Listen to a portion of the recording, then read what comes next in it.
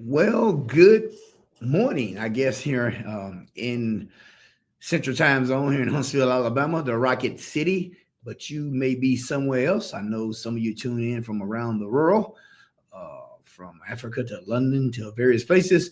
And I'm sure it's evening over there, or maybe you're on the West Coast and it's still morning on the East Coast in this afternoon. Regardless, hey, hope you are having a great day. Okay. And this is Dr. Rock Leadership Talk, and we are talking about leadership tipping points. All right. The leadership tipping point, part two. Part two. We're talking about when influence, all right, when influence become impact. So when your influence become impact. Hey, tell somebody to jump on. We'll be here just for a few minutes. Give you a few nuggets and a few tools for your tool belt that you can go forward to become all that you were meant to be. Okay. And I'm telling you, greatness is in you. I've said it many, many times. Greatness is in you. Gonna take some work to get it out of you, but it's absolutely in you. Okay, and let's keep working. Do not throw in the towel. Throw the towel away. Okay. Hey, and here's the deal. Relax a little bit. Okay. Meditate. And I know I'm a very, very productive person. We're getting rid of the B word, right? Busy. I'm a very productive person, but I do take time to meditate, time to reflect, and it's very, very important. It keeps me, grounded. It keeps my mind in the place it need to be. Now, if you like me, I do need to take some more vacation and get away, but and we'll do that. But we definitely often take time to reflect, and I do my devotion every morning. Keeps yourself where you need to be at. So, all right, the leadership tipping point, when influence becomes impact. Now we'll talk about three things. Last week we talked about the difference between temporary influence and lasting impact. The difference between temporary influence and lasting impact. Okay, and you don't want just temporary influence, right? You want a lasting impact, something that's going to outlast you, something that's going to be you're going to be able to carry forward for you, for your team, for the department that you in, the department that you lead, your entrepreneurship, whatever it may be. Okay. Now today we're going to talk about how to shift from short-term leadership wins to legacy building. Now the shift from short-term, leadership wins. You get those wins, they come in, but they short term, to legacy building something for the future, something that's bigger than you and I, something that's going to outlast you, right? And you saying, hey, Doc, man, I'm just trying to survive today. I get it, I like it, but it will give me something for today. Well, if you apply this today, it's going to help you today, but it's also going to help you in the future. If you're just looking for today, I'm not going to knock you for that, but it's not the best way to do things. Okay. It really isn't. Go ahead and do what you need today, but also have in mind lasting impacts to go into your future. So how do you make this shift, from short-term leadership wins to legacy building? Well, number one is, is move from position to purpose. So you're not just positioning yourself, you move into purpose. And you know that what I feel about purpose, and Dr. Miles Monroe and many others, Simon Sinek has mastered, right? This thing called your why, your purpose, your reason for living. Let me tell you, you got to have a why. Nietzsche said it really well. He really did. Friedrich Nietzsche said, he that has a why can bear almost any how. The how is not your business at first. It's the why. What is the reason behind it? Okay. So you have to move from position to purpose, because where purpose is not known, abuse is inevitable. You have to have some purpose.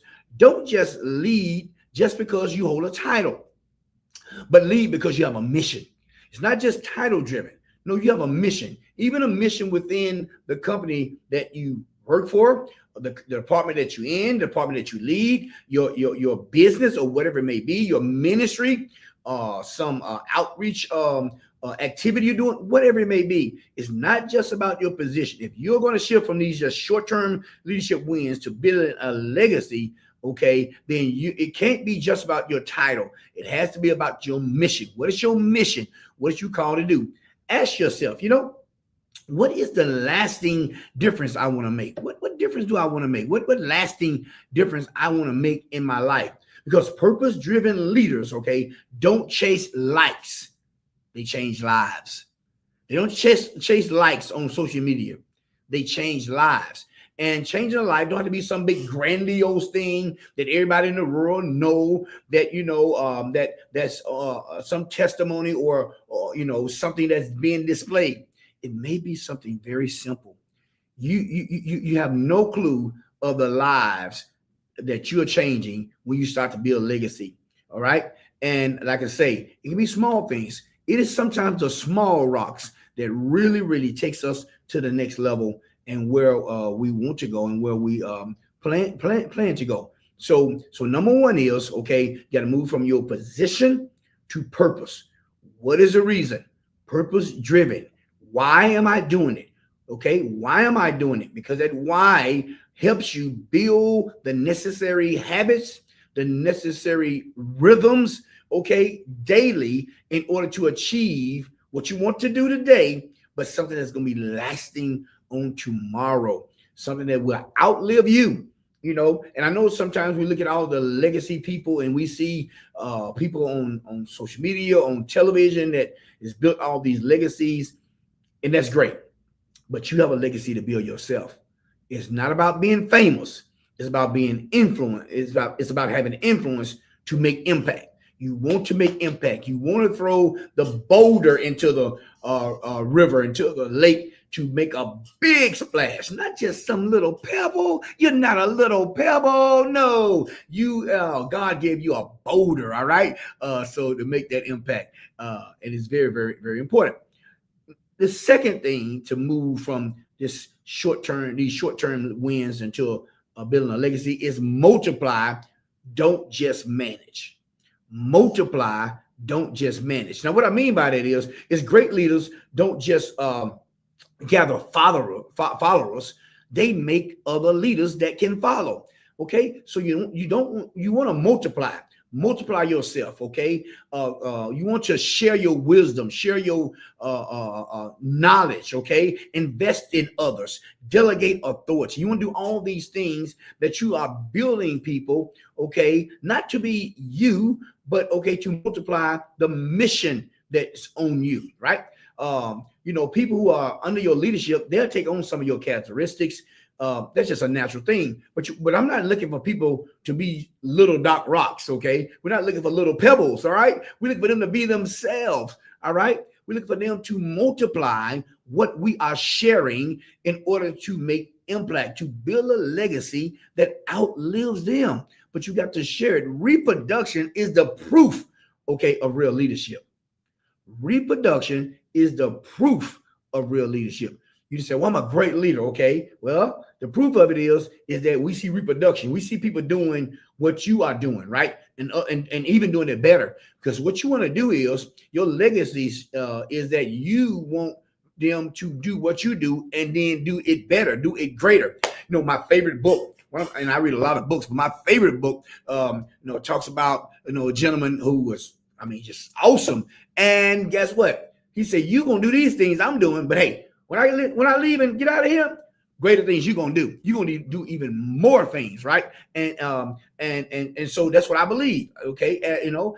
So what are you building? What other things that others going to do and reproduce what you're doing right now and do it better, do it greater, right? Because guess what? You can do it. You don't have to have some major name. You don't have to have certain letters behind your name or in front of your name. No, you have to maximize you. Maximize who you are. Once again, if you're going to bet on someone, bet on you. Bet on you, right? As you go forward, this leadership tipping point, when influence becomes impact. You want influence, but you want to make an impact to help other people. All right, the third thing, choose principles over popularity. Choose principles over popularity. It's easy to do what's trending, right? It's harder to do what's timeless. All right. Choose principles over popularity. Don't just choose what's popular, right? Because impactful leaders, they stick to their values. even when it's unpopular. Impactful leaders, these are my values.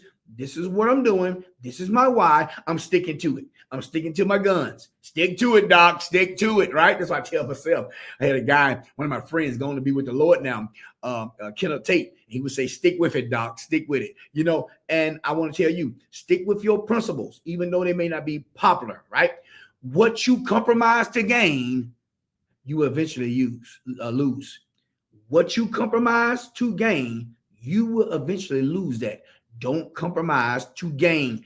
Keep integrity. Okay. Integrity sometimes is slower, but it is sure. I guarantee you that. Great man, Dr. Horton, told me that years ago from Atlanta. All right. So the deal of the matter is you have to keep moving toward your values. So, and believe in that. Choose principles over popularity. Stand for something greater.